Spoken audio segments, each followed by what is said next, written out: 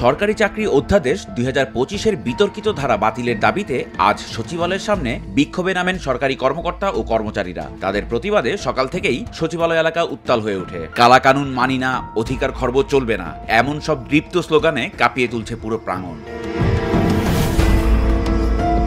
সম্প্রতি প্রণীত সরকারি কর্মচারীদের দমনপীড়নের জন্য যে বিবর্তনমূলক কালো আইন তৈরি হয়েছে তারই প্রতিবাদে এই আয়োজন। কর্মচারীরা বলছেন, এই আইন বাতিল না হলে তাদের অধিকার খর্ব হবে, তাদের জীবন কর্মকর্তাদের রোশনলে পড়বে। দাবি উঠেছে রেশন ও সচিবালয়ে ভাতা চালুরও।